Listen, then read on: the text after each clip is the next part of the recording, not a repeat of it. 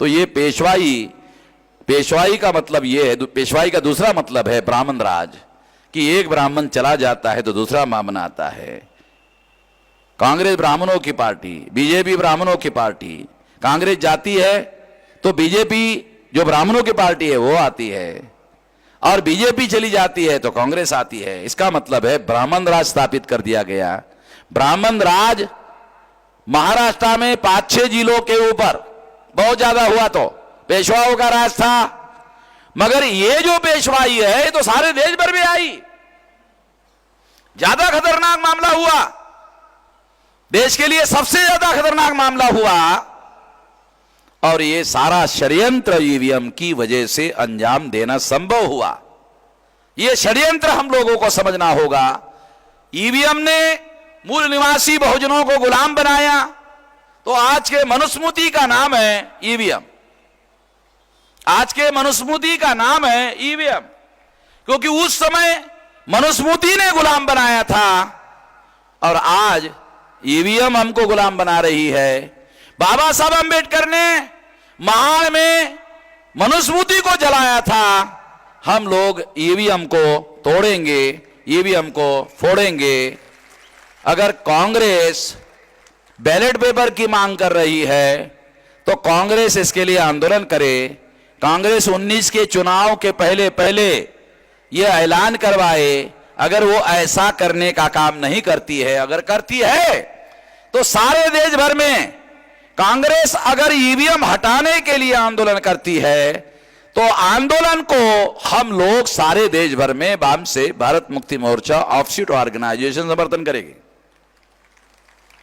लोकतंत्र बचाने के लिए हम लोग अगर राक्षस को मारना है तो शैतान का साथ देंगे। दोबारा बताता हूं, आप लोगों को शायद समझ में नहीं आया कि अगर बीजेपी राक्षस है और अगर कांग्रेस शैतान है तो कुछ लोग बोलेंगे शैतान का साथ क्यों दे रहे हो। राक्षस को मारने के लिए हम कांग्रेस का साथ देंगे तो राक्षस मर जाएगा।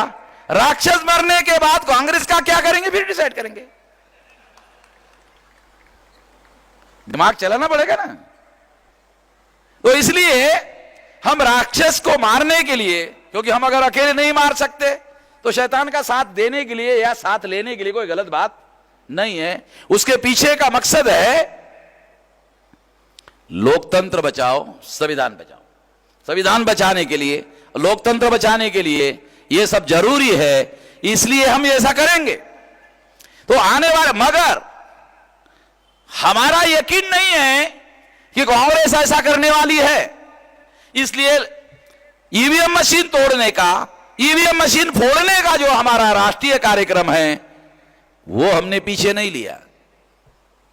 ईवीएम मशीन जब तक खत्म करने का ऐलान चुनाव आयोग नहीं करती है तब तक ईवीएम मशीन तोड़ने फोड़ने का हमारा कार्यक्रम हम बंद करने वाले नहीं है।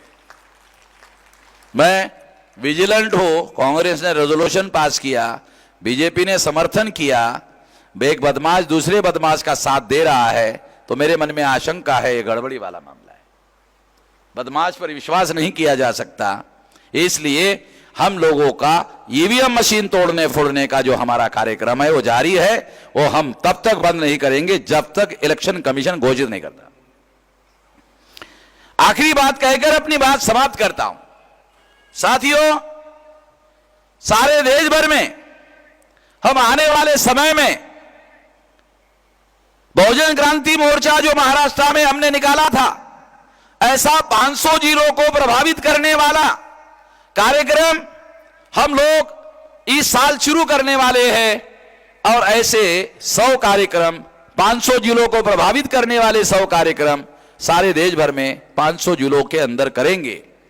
तो इसके लिए, और इसमें ईवीएम मशीन तोड़ने फोड़ने का जो मुद्दा है ये मुद्दा बरकरार रहेगा। इसलिए आप सभी लोगों का ईवीएम मशीन तोड़ने फोड़ने के लिए साथ सहयोग मिलेगा, ऐसा मैं आशा करता हूं। जो लोग साथ देना चाहते हो हाथ खड़े करें। सब लोग साथ दे रहे हैं। इसमें अगर कर्मचारी लोग शामिल हैं तो एक्चुअली कर्मचारी लोगों को उस समय फोड़ने का काम नहीं करने का, जो नॉन कर्मचारी है वो लोग तोड़फोड़ करने के लिए आ जाए और सबसे पहले मैं मशीन तोड़ूंगा, सारे देश भर में आप लोगों को तोड़ना है।